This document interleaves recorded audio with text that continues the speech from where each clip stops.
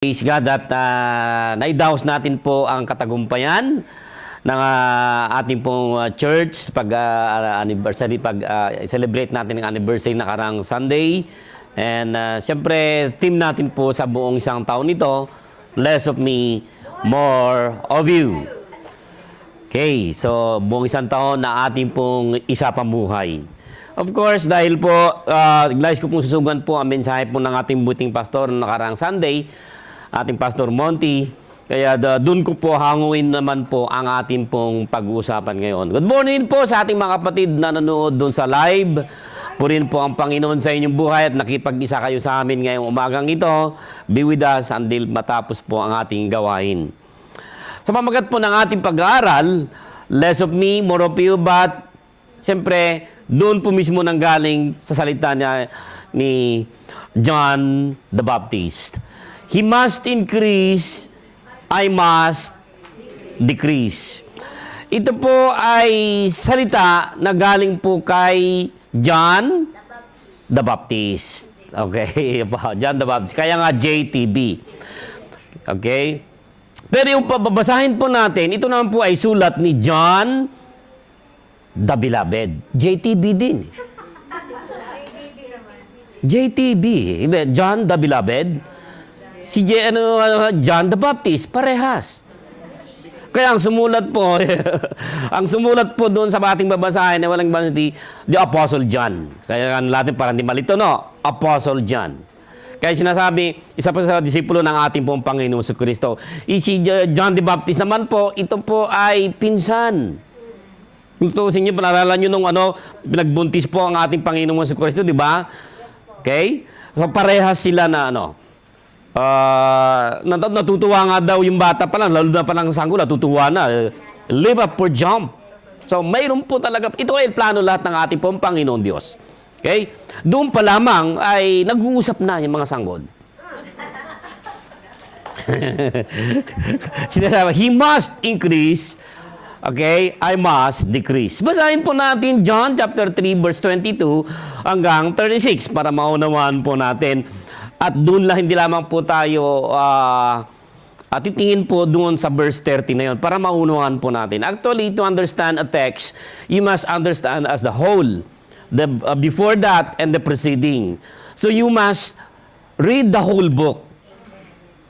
And we must read, siyempre dahil babasahin natin the whole book of John, wala na po tayong oras.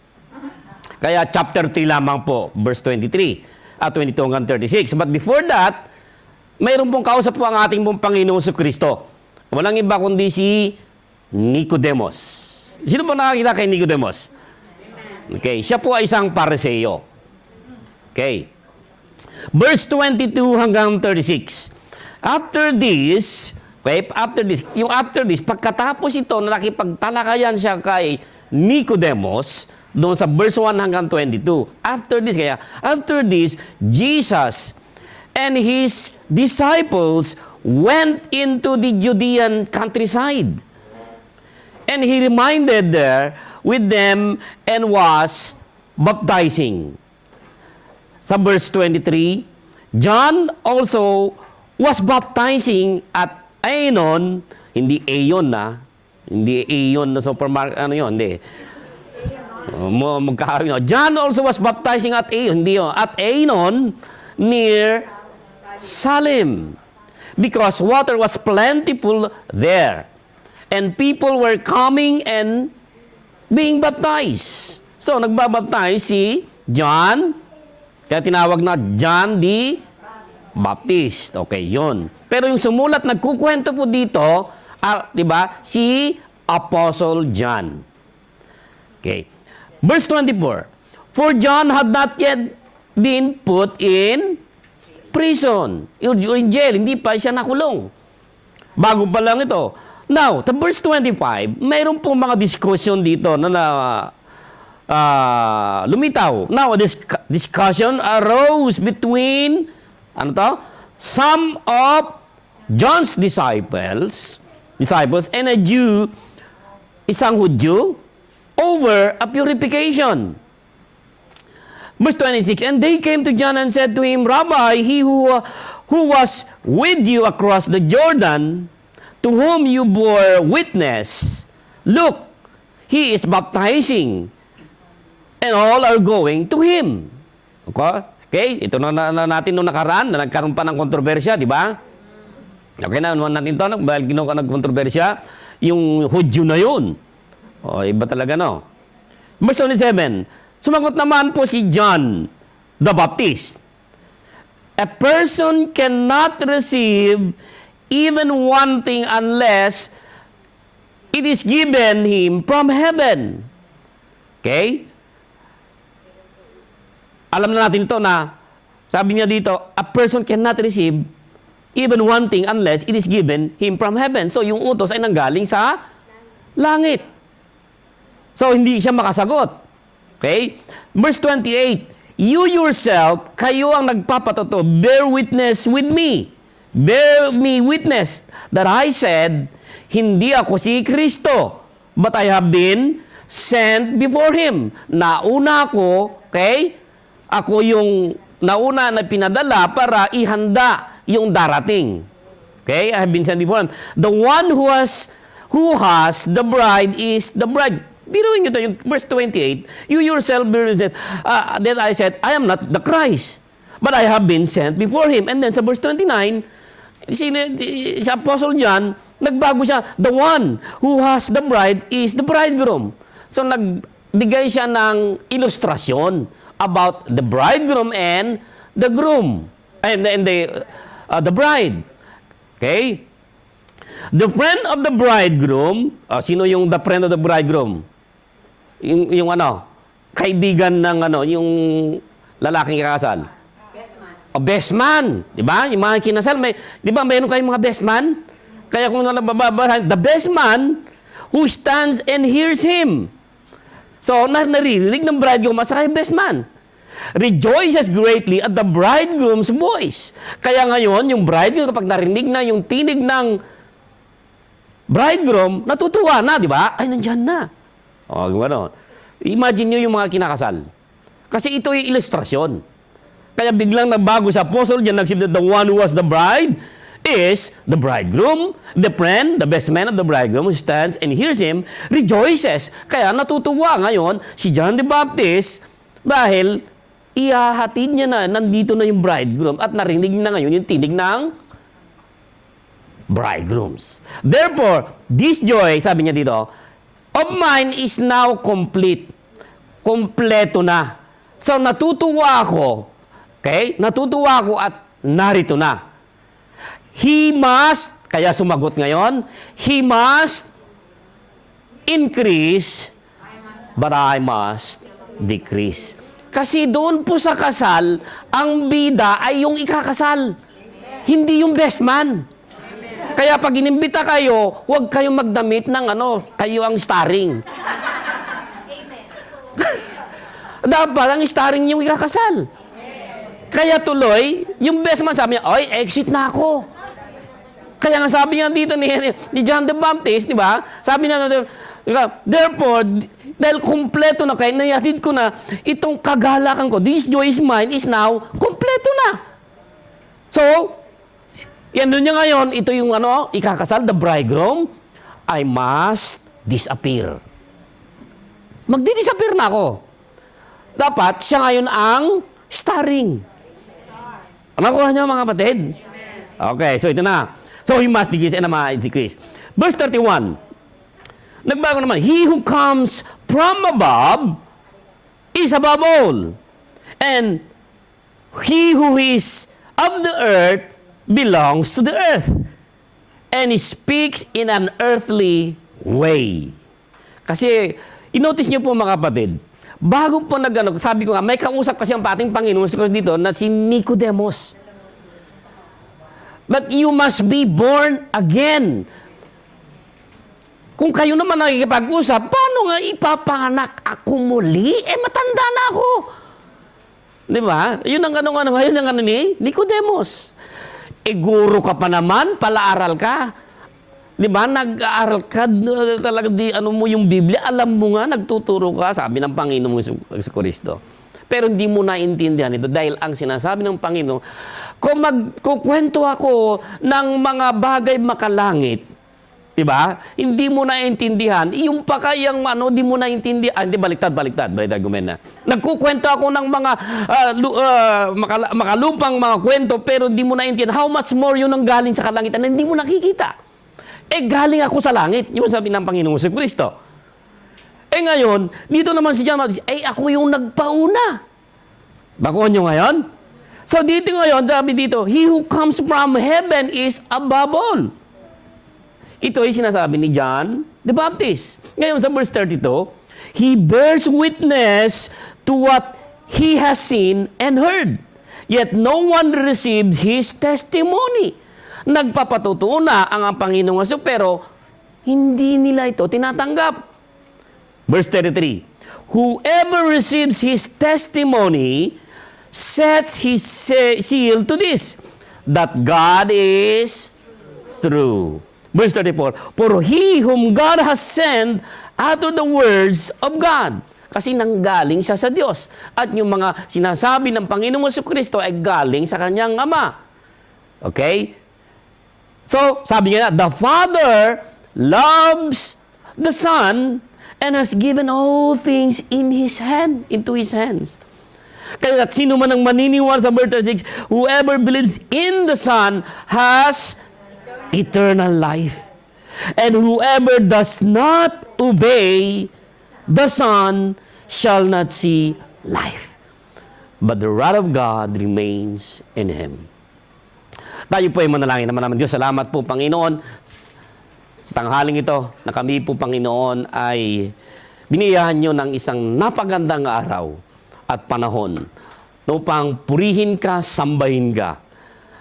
Kalakip po ng aming pagsamba ay ang aming pag-aaral sa inyong mga salita. Magpakayag kayo, Panginoon, sa mga aming binasa. Although isulat ni the Apostle John in the life of John the Baptist, mangusap kayo po, Panginoon, sa tema namin taong ito.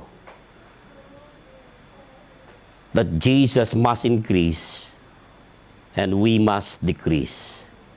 Salamat po, Panginoon, dahil ang banal na Espiritu ay nasa amin. Kinikilala namin ang kapangyarihan mo, Panginoon. Kapangyarihan ng iyong salita na kayo ang magtuturo. Pagdaluyan niyo lamang iyong lingkod sa umagang ito upang lahat ay mapagpala.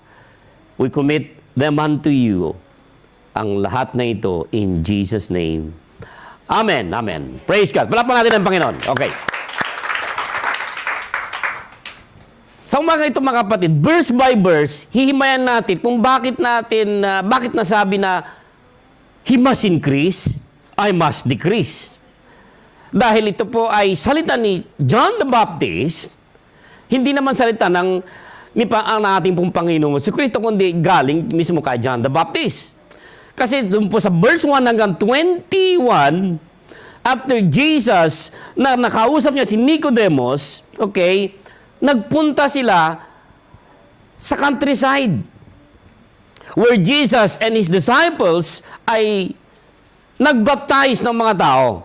Doon po sa chapter 4 verse 2, actually ang ating Panginoong Kristo hindi naman po siya ang nagtubog yung kanya mga disciples. Sa kaya chapter 4 verse 2. But in 22, after this, Jesus and His disciple ay nagpunta po doon sa countryside, parehas din na Jordan, but on the other side. Okay? On the other side, kaya kaya nga siguro, kung ano bang ilog yun na pinuntahan nila. Okay. Parehas na ilog. So this is a part na kung saan ang ating pong Panginoong si Kristo ay itinuturo niya yung dapat maganap na pagkatapos tinanggapin yung grace ng Panginoon, dapat din ay magpailalim sa bautismo. Bautismo ng tubig. After repentance, after you receive the grace of God, after you repent, ay magpasailalim at gagawin po natin yung tinatawag na water baptism. Yung mayroon pong naganap deep inside, on the inside of you, at ipagpatutuo mo na ikaw na ngayon ay pag-aari ng ating Panginoon Diyos. By faith. Okay. Pero dito po sa ating pong binabasa, mayroon pong dalawang grupo dito. Okay. Dalawang grupo. May tinatawag na grupo ng ating pong Panginoong si Kristo at grupo ng John the Baptist. Sa verse 23, again, kung makikita nyo po dito, 23-24, John also was baptizing at, saan daw? Sa iyon? Enon. Malapit daw sa Salim. Malalim siguro yon. Because water was plentiful. Marami daw doon. So, pag nagtutubog sila is lahat. Ano naman? Ganun no. Lahat. Immersion talaga. Kaya pag sinabing baptism, okay, baptize, big sabihin is immersion. Immerse. Lamang ilululob. Ito, hindi lang itubog. Okay, ilulubog. Kaya nga, comes from the word, na Greek word, baptizo. Yung Greek. Kaya sabing ilulublob. Okay? Gumay na sa'yo. Ilulubog. I'm sorry. Ilulubog. Mahirap talaga na. Okay. So, dito po ngayon, marami daw sabi dito, asing binasa, na marami pong pumupunta na doon. Dati, ang nagtutubog, okay, ang naglulublob, tama ba yan? Ang naglulubog, gumay na sa'yo. Okay, nilulunod. ang nagbabaptize, sabi nila, mas maganda pa. O yan, hindi tayo mawawala yan. Ang nagbabaptize, si John the Baptist. Siya po yung ngayon, gumagawa nun. Ngayon, dahil dumating na ang Panginoong si Kristo, ito na ngayon, nagtutubog na rin siya, nagano rin siya nagbabaptize na naman din siya. So, nalilito, may ilang mga tao, bakit ginagaya yata? Okay?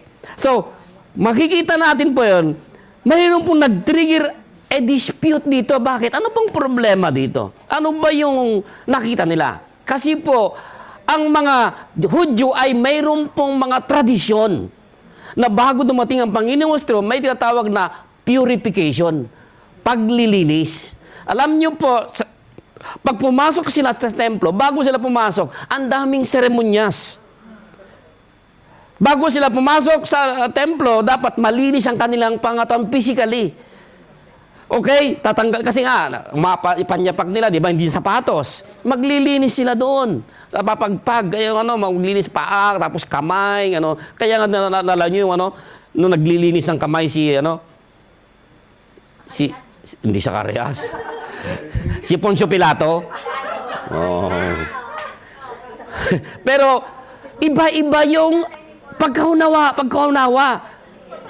Di ba? Kung interpret mo na spiritually or morally, ay naglilinis ng yung kasalanan. Naguhugas ng di mga ganung bagay. Pero sa lumang tipan ay mayroong tinatawag na purification, paglilinis. So nagkaroon ngayon ng dispute dito over purification between John's disciple at isa pong, sabi niyan, a certain Jew. Hudyo daw. Sino yung Hudyo na yun? Hindi. A certain Jew, sabi lang doon. Hindi naman si Jesus. Walang sinabi dyan. Kaya yun ang mahirap mga kapatid. Kapag tayo binasa natin, now a discussion arose between some of John's disciple and a Jew over purification. Isang Hudyo, hindi na binigyan ng pangalan. Siguro, sikreto. Alam niyo naman po, di ba? Sino yun? Di ba pinipilit, sino kaya yun? Pinipilit natin.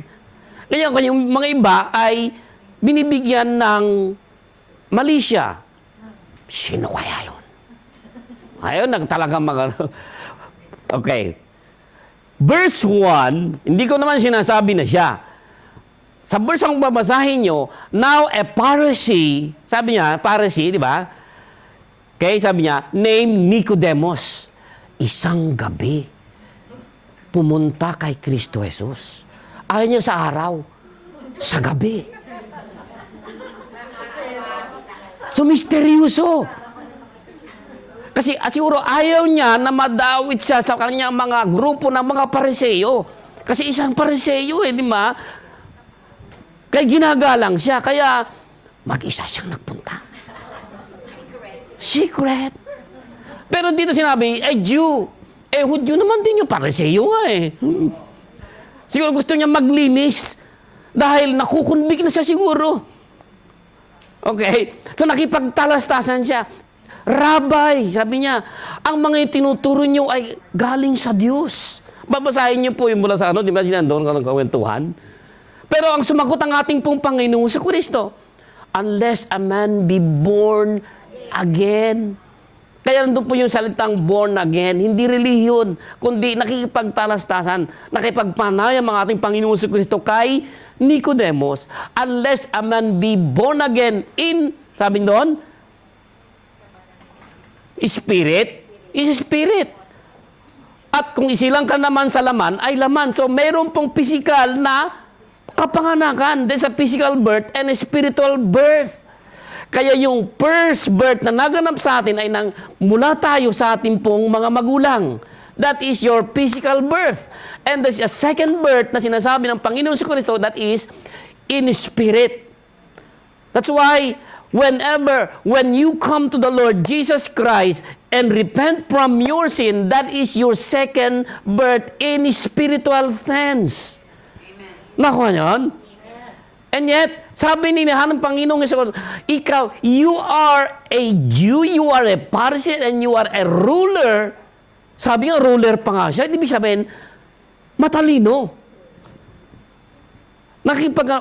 Kaya sabi, you must be born. What? Me? I must be born again? I am old already. How come that I will go again inside of my mother's womb? Pilosopo talaga, no? Kaya sumagot ang ating Panginoon, di ba? Nagkukwento ako na galing from heaven. Kaya nga yun, galing from heaven. But di nyo naintindihan, how much more?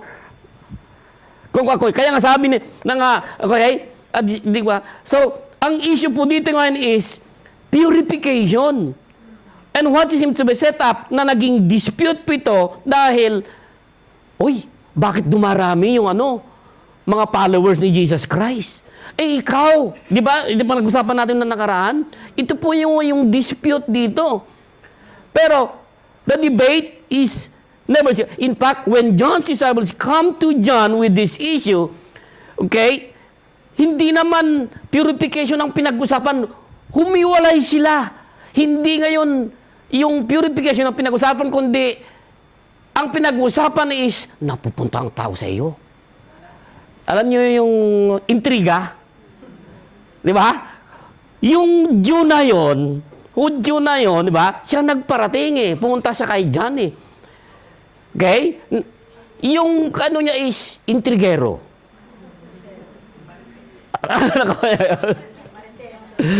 Nag-intriga.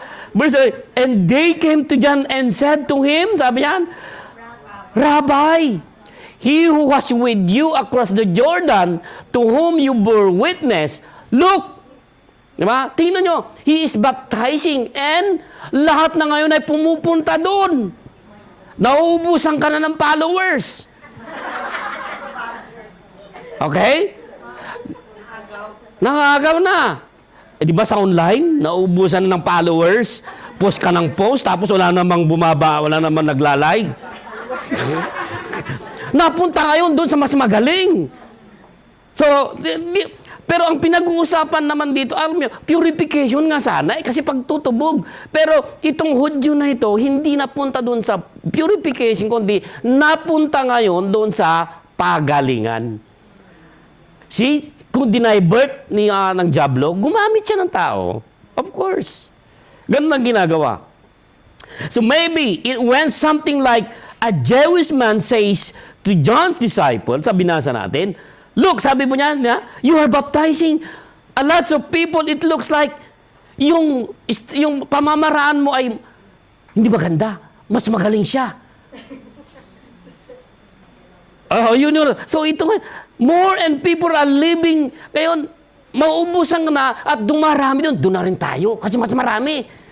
Di ba yung kuminsan, mas marami? Kung saan yung marami, kasi saan nakiusyoso, pero habang tumatagal, pero dito, hindi naman dito, dito, okay? So what's the deal po mga kapatid with this baptism and your baptism? Ngayon, mabaring tinatanong itong Hudyo na ito. Pero sumagot ngayon si John the Baptist. I-deny birth niya kasi alam niya na siguro usyusero itong Hudyo na ito, mapupunta lang sa walang ano. So yung dispute, purification, yung ano na, punto pero parang lumihis siya. Gumawa ng paraan. So maybe the dispute over purification was something like that, but it doesn't seem yung main issue dito.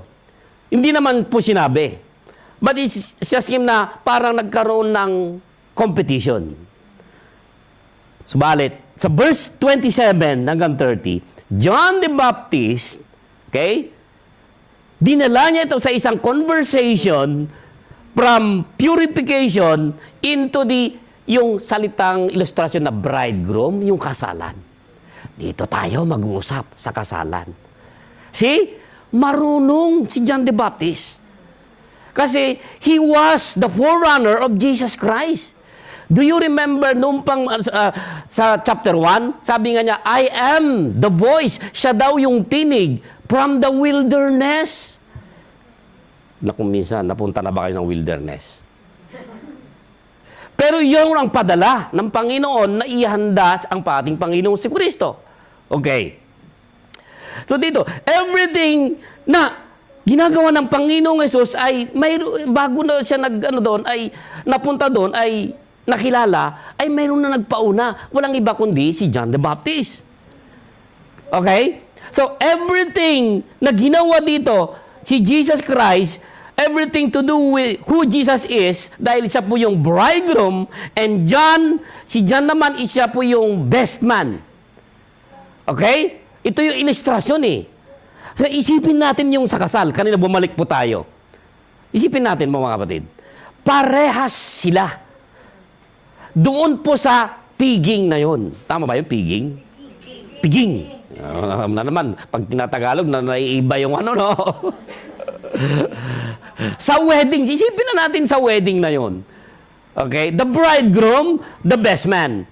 Siyempre, yung best man, siguro ang pinili ng bridegroom, yung friend. Di ba yung kaibigan? Di ba yung mga bridegroom pinipili na yung kanilang mga best friend, mga BFF? Di ba? Ganon din yung mga babae, pinipili nila yung kanilang mga friendship talaga. Best, kaya nga kaya best, beso. Okay. So as the bride leaves ngayon, as the bride leaves John and goes to the bridegroom, and especially how John responds to all in his heart, sinabi niya ngayon that I must decrease. I must be lesser, more of you, Jesus. Nakuha natin ngayon na dapat natin makuha ngayon yung context kung bakit nagkaroon po tayo ng theme na ganito. Less of me, more of Jesus. Hiniram natin yun kay John the Baptist. Ngayon, if we're going to spiritualize, we are John the Baptist. At ilagay natin yung ating sarili na parang tayo si John the Baptist. Na kung minsan ay malalagay tayo sa kontrobersya, nung minsan malalagay tayo na tayo ichinichismis, nawawalan tayo ng followers. Amen? So, paano tayo magre-response pag dumating ang kontrobersya? John the Baptist, ni-repression. Now, figure out this, mga kapatid, itong binabasa natin. Why? Bakit si John the Apostle naman, John the Beloved, ay isinulat niya ito? Kasi po, ang pangalang John ay sikat sa kapanahunan nila. Parang sa atin sa Pilipinas, mga lumang pangalan, sikat ang Juan. Di ba? Si Mang Juan. Si Juan Tamad. Si Juan, si Juan. Di ba? At saka, sikat ang pangalang Maria.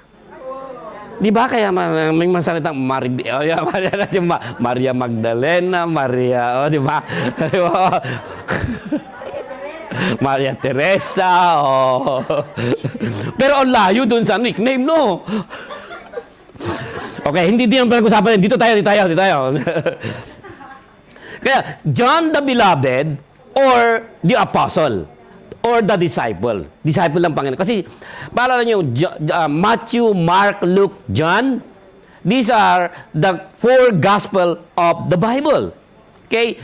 Sa pananaw ngayon, view ni John the Beloved, the Apostle, the writer of this, yun ang pananaw niya kasi yun po ang nakita niya doon sa anggulo niya si Kristo, yung buhay ni Kristo. Kaya isinulat niya ito. Nakuha pa natin. Ngayon, kasali siya doon sa kanyang isinusulat si John the Baptist. Okay? Sa paningin niya, kaya ito sa paningin niya, in his view dito, okay, why John the writer write the gospel and brings John the Baptist back in the picture. Remember, there are hundreds and kasabi ni John John the Beloved, the Apostle, the writer, marami pong mga dapat pang isulat sa buhay ng Panginoon, pero the whole Bible cannot contain. Yun lamang po ang sabi niya, kung basahin po natin John 21 and 25, and there are also many other things that Jesus did na ginawa ng ating pong Panginoon sa Kristo.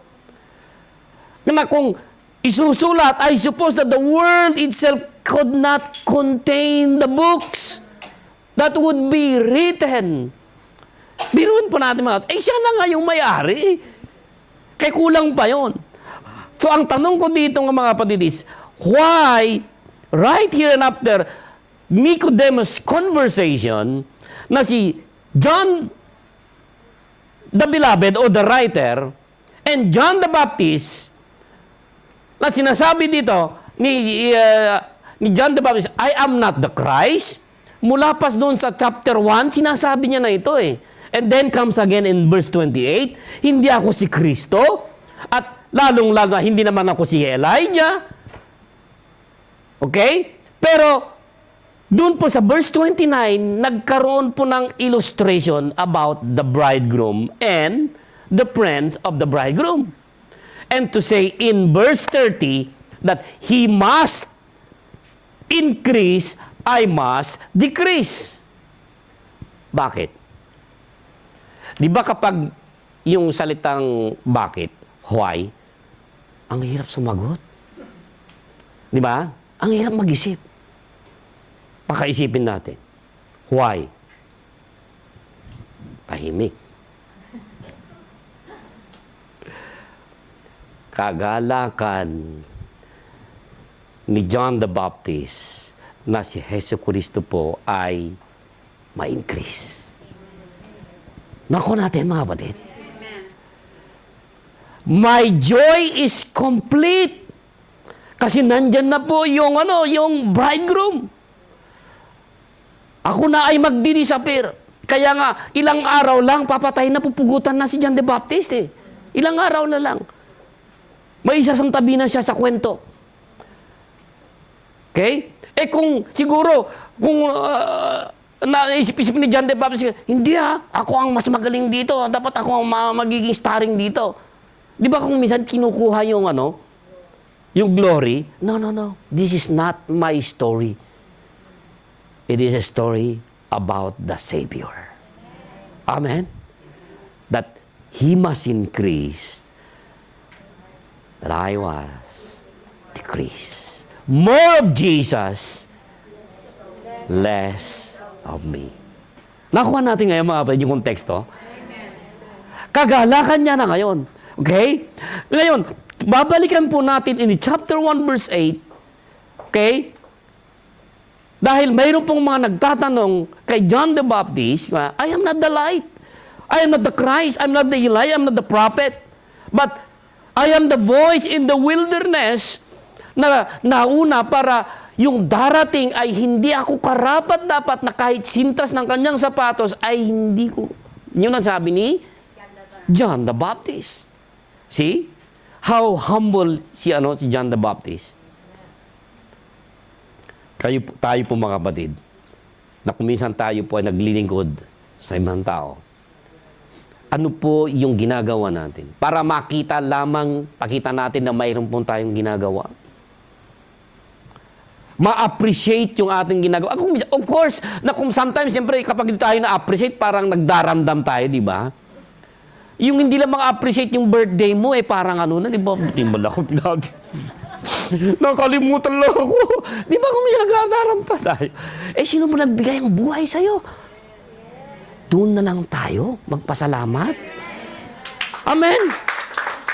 Na kung hindi ka man lang nabati, huwag kang magtampo. Anong sakit nun? KSP. Kulang sa pansin. Di ba? KSP? KSP nga eh. Okay. So, kagalakan. Ngayon, yung attention po, mga kapatid, ay napunta kay Jesus Christ. Look on verse 29. In-emphasize na John the Baptist, kagalakan ko ito. The friend. Okay? The friend. Sino yung best man dito? John. Sino? Of course, John the Baptist. JTB nga eh. Di ba? Of the bridegroom. Sinong bridegroom? O yun. Yung dalawa. Okay? Kumbaga, yung actor, ang Panginoon si Kristo. Okay? Yung supporting actor, sino? John the Baptist. Nakuha nyo na ngayon? Ngayon, dito, yung best supporting actor, natutuwa na siya eh. Because naririnig niya, sabi niya, okay, nandyan na po yung ikakasal. Naririnig ko na yung kanyang boses. Okay? Rinig niya na. And then yung bridegroom, naririnig niya yung bridegroom's voice. So, mine is now complete. And this is strong words. Sabi niya, I rejoice greatly. This joy of mine is now complete. Nako niyo mga kapatid, that when the presence of Jesus Christ is in you, there is an unexplainable joy. And when you hear the voice of Jesus Christ in your heart, mga kapatid, peace is be with you. Then, unexplained, greatly joy, complete joy. The bridegroom is getting all the attention. Okay? Di ba sa kasalan, lahat ng attention nandun sa mga ikakasal. Pero ang response ni John the Baptist, okay, no. Hindi mapunta sa akin. Okay, siya na nga. And this great of joy is mine, ay kompleto na. So when Jesus increases, joy increase. Di ba mga kapatid? Nararamdaman natin ito because the Holy Spirit testify inside of us. Kaya nga, ang ipinanganak sa Espiritu, kapag ipinanganak tayo ngayon, born again in spiritual sense, you can feel this joy, unexplainable joy, because the presence of Jesus Christ ay alam mo, nandyan siya. Nakipag-isa ka kay Kristo. Amen? Palapan natin ang Panginoon. Kaya nga doon sa verse 29 and 30, therefore this joy of mine is now complete. He must increase. I must decrease. Amen? So when Jesus becomes greater in the world and I become lesser in the world, my joy increases. Yun po ang sinasabi dito ni John the Baptist. And when this is the purpose and plan of Jesus, kasi plano ng Panginoon sa Kanya, okay? Plano ng Panginoong Diyos na itong mangyari, okay? Makikita natin yung dakilang pag-ibig ng Panginoon sa buhay natin. Bakit? Ngayon, tanong ko na naman, balik po tayo. So, my answer the question, why John the Baptist brought it right here? Dahil ini-illustrate niya po, mga kapatid, a joyful response. Kasi yung pakipagtalastasan niya kay Nicodemus about himself, about the sovereign work of God through His Son, Jesus Christ, yung kaligtasan. Yung kaligtasan ng kaluluwa ng tao na hindi naintindihan ni Nicodemus. Ang nakakaunawa pa lang dito ng iba kundi yung mga disciples at saka si John the Baptist. Amen? You could call it a joyful response to God's glorification in His Son, Jesus Christ. Ngayon, paano po tayo magre-respond? Si John the Baptist nag-respond. Let's look closer po mga kapatid. Sa verse 21 again. Verse 21. Wala. Hindi kasi nagsimula tayo ng verse 23. Verse 21, okay? Sa verse 21, bago po yun, sabi niya dan, there comes to the light, so that it may be clearly seen that His word have been carried out in God. Kasi, doon po sa pakipagtalastasan ng Panginoong Jesucristo kay Nicodemus, hindi siya naniliwanagan, pero nandun na yung liwanag, pero hindi pa rin siya naliwanagan. Bakit? Hindi niya tinanggap Nakuha niyo? Kaya, hindi naintindihan ni Nicodemus kasi hindi niya tinanggap yung biyaya ng Diyos. Narito na nga. So in others, one of the main marks ang isang nakakilala sa Panginoon, a born-again person, is that he loves, mamahalin niya kung ano po yung mga bagay na makadiyos. Nakuha niyo po mga kapatid ng isang tao?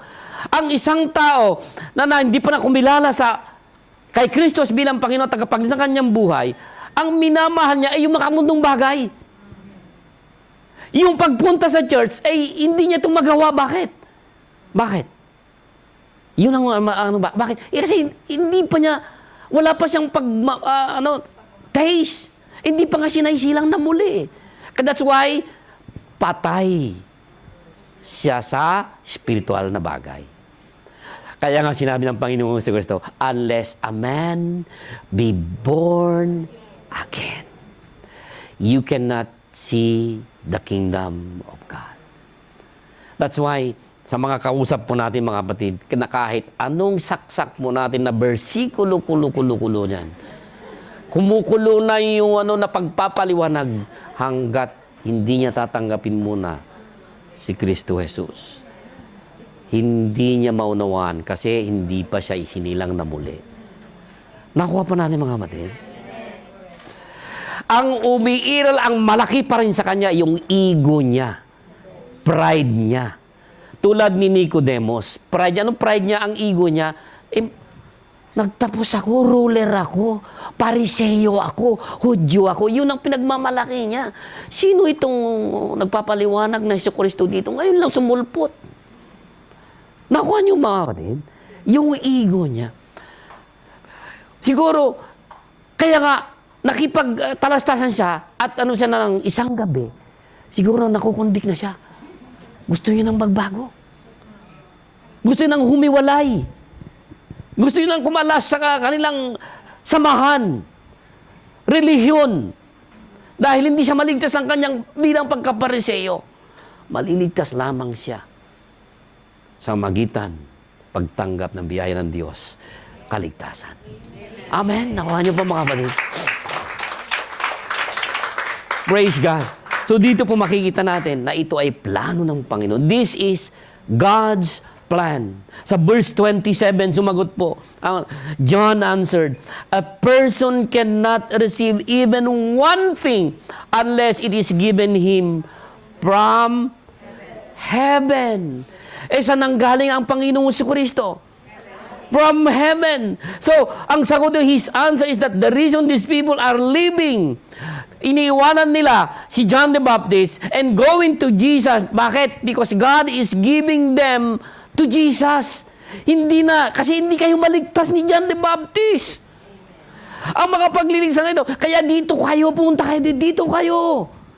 Ito'y plano ng Panginoon. So a person cannot receive one thing, one person alone, unless it is given from heaven. Ito na yun, kaloob ng Diyos na galing langit. Walang iba kundi ang Panginoong Jesucristo na kailangan natin tanggapin. At ito yung ipinamamalita natin sa mabuting balita na si Jesucristo ay naparito para magkaroon po tayo ng kaligtasan.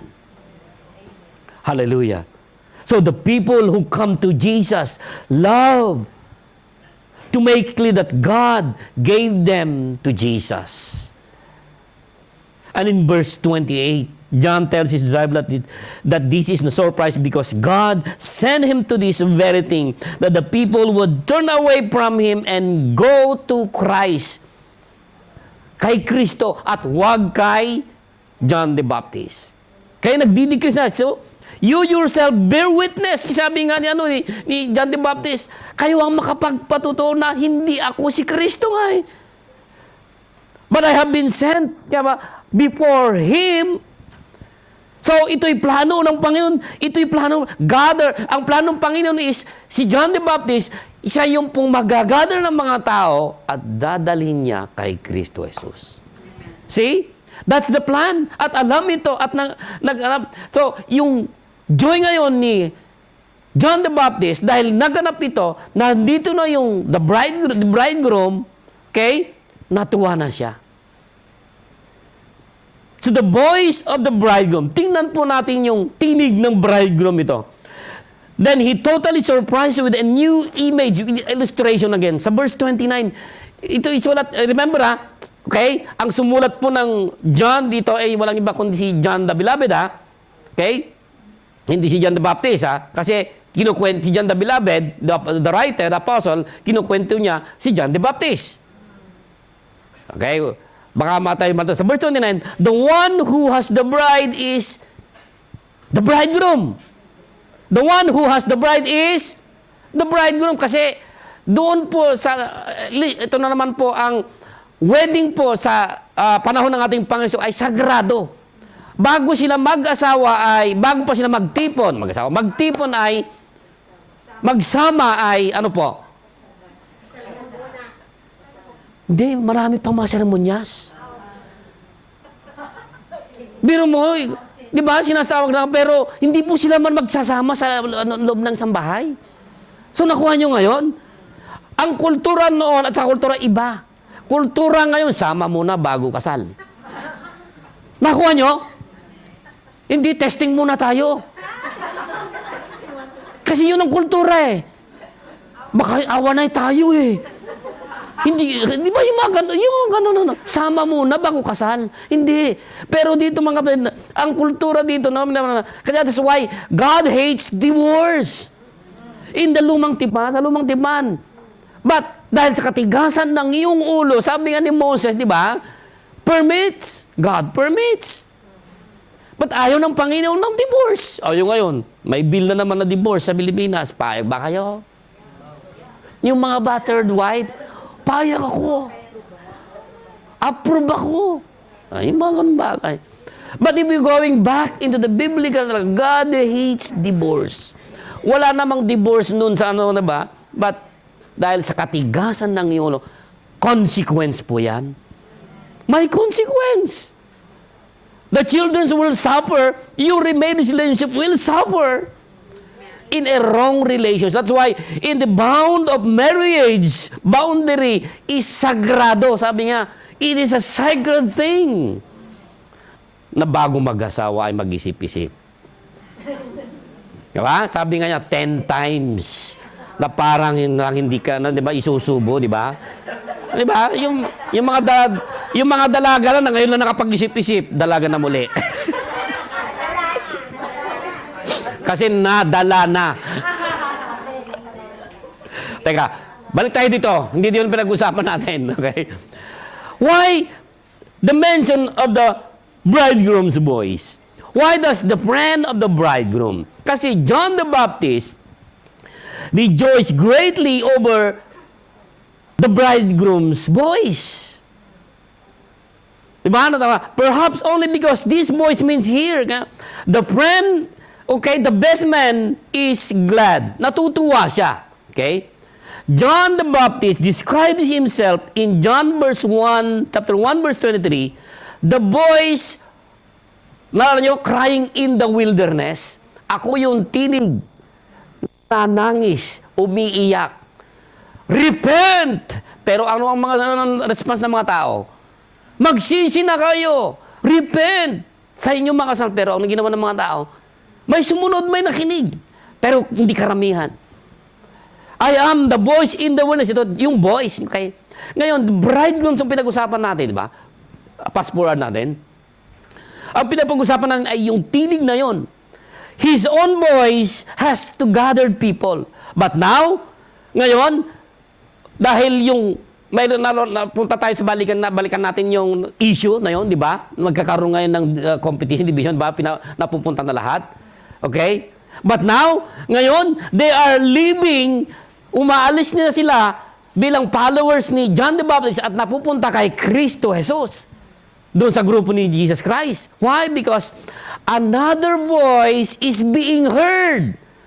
Ano po yung another voice na yon? Ano po yung iba na naman na tinig na yon? Ano? A greater voice. A stronger voice with conviction. Nakuha na natin mga kapatid. Do you remember again, John 10 verse 3 and 4, the sheep hears my voice. The sheep hears his voice, and he calls his own sheep by names. And did you know that God knows your name, even the foundation of this earth, before you were formed in the womb of your mother? God knows you already. And by name, he called you. And if you are born again, He calls you by name to come to Him. And sabi niya, my sheep hears my voice. And this is a stronger voice. And did you know that the church is the bride? And Jesus is the bridegroom. Ngayon, kapag itong stronger voice na ito, at ini-introduce ni John the Baptist, naririnig ito. Kaya natutuwa na ngayon. Nakuha po natin mga kapatid. This is a strongest voice na sinasabi ko po mga, ano po yung voice na ito? The sheep follow Him, for they know His voice. And this is the bridegroom's voice. Fast forward. Nawala? Sobra na siguro. Wala na. The voice. Hindi na yung ano siguro. The voice. A stronger voice. The bridegroom has the bride because the bride has a voice. Yung tinig na yun. And the bride knows the voice of the bridegroom. Sa bahay, samahan mo ba, di ba? Tinig pa lang. Di ba? Parating pa lang, alam mo na yung voice. Kumakatok pa lang. Sino ka? Ako! Pagbuksan mo ako. Tama? Mga mag-asawa. You know the voice of your husband? You know the voice of your wife? Speaker. Yan na, kakatuwa na. Kasi ilustrasyon dito mga kapatid. But because the voice dito gathers the bride and it gathers the princess away from John. Kasi nga, yung mga sheep na ito, hindi ito si bride, hindi ito si John the Baptist, hindi yung bridegroom. Ang bridegroom ay si Jesus. So go there, sabi niya, di ba? Kaya tinutulak, pumunta na kayo. Ito po, tayo po ay bride, kasama si John the Baptist.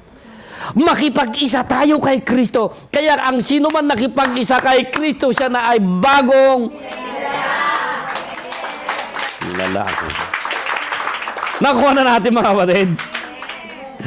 So, which is why the next word out of his mouth, sa verse 30, ito na ngayon yung sinasabi na that he must increase, I must decrease. And this is a must. Yung salitang must, it's a divine must. Dapat. Di ba? Kapag tayo nagsalita, kapag tayo nakikialaman, pakialaman, dapat ganito ang mangyari. Dapat ganito. Di ba kapag tayo pakialaman po tayo, di ba? Ang daming dapat. Oo, pakialamero. Pero pakikialam ng Panginoong Diyos sa buhay natin, dapat mangyari. Because it is a must divine. Dapat lang. Tama, mga kapatid? It's a divine must. Fast forward. Nawala na, must. It's a divine must. The must of verse 30, sabi niya, he must. Okay. Ulitin natin, must. English yan. Sa Tagalog, dapat mangyari. Di ba? It is very important. This is God's must. Dapat na ipanganak na muli ang isang tao. It's the must of a divine plan. In verse 20, God gives people to Jesus and they leave John the Baptist and go to Jesus. And this is trabaho ng Diyos. Hindi trabaho ni John the Baptist. Kaya ngayon, yung mga intrigero, yung Hudyo na yon, binigyan niya ng kulay. Yung Hudyo na yon. But this is a must. This is the part of the must sa verse 30 nito. And in verse 28, God sends John not to be the Christ. Ang sibig na Christ, the Savior. But he must go before and point to Jesus, more on Jesus. So it's God's plan that John gathers the people and then send them away to Jesus.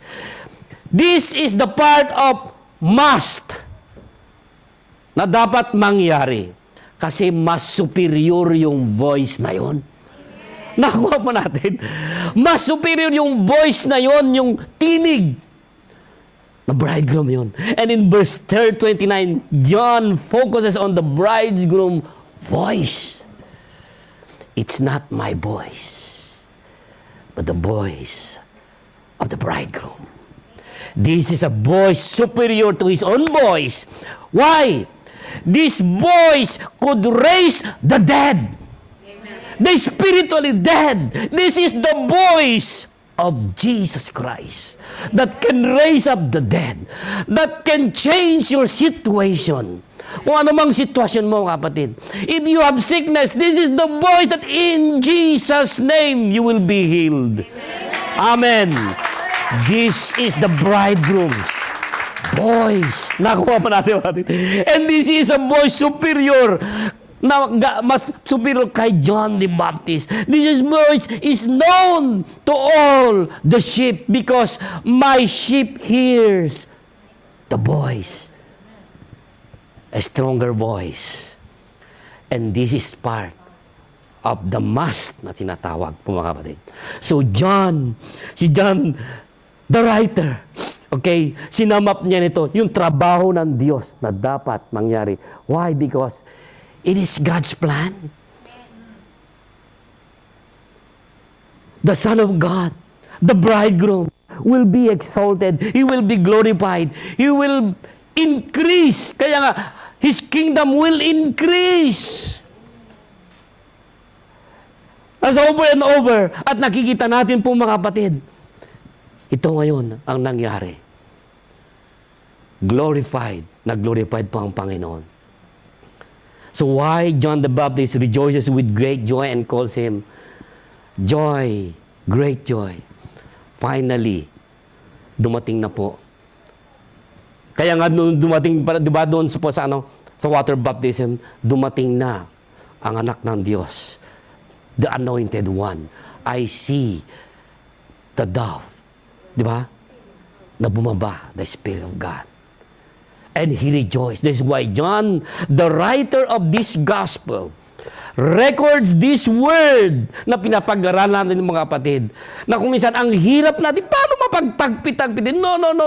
Alam ng Panginoon because He is the writer.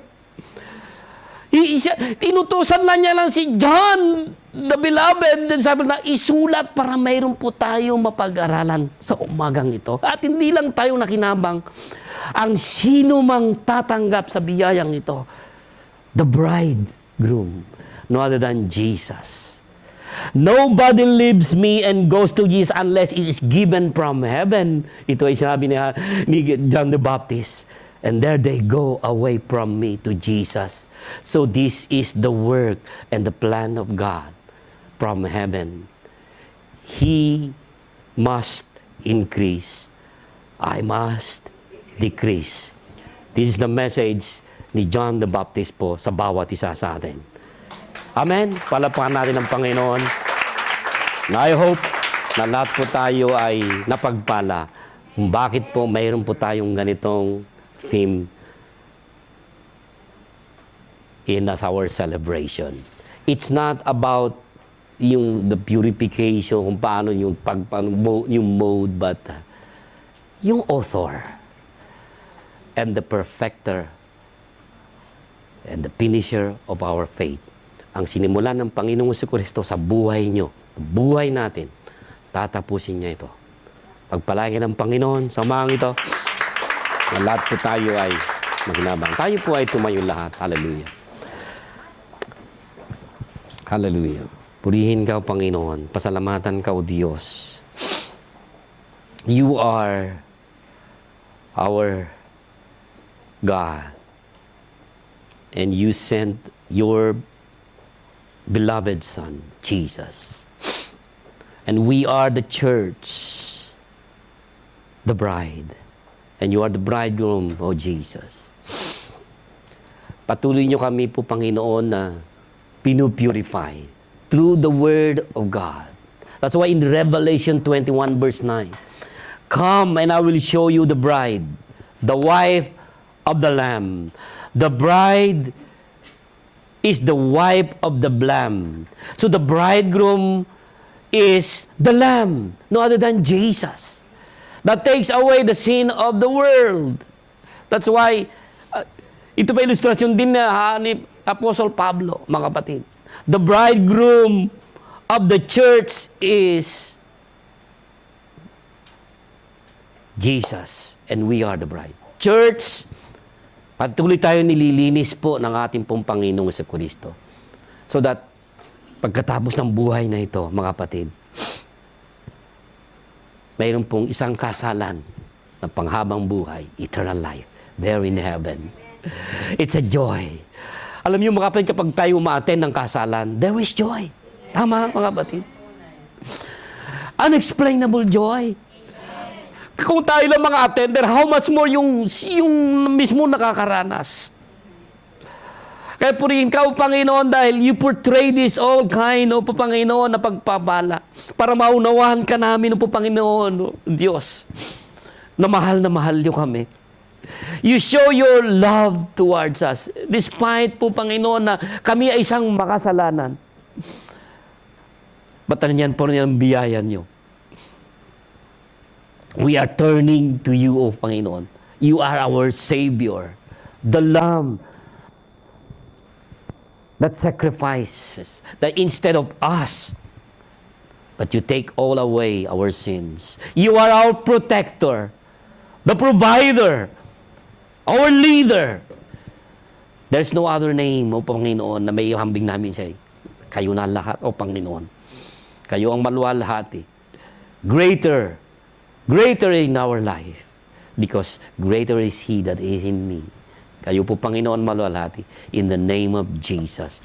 Amen, amen, amen. God bless you po, mga kapatid. Pagpalain ng Panginoon.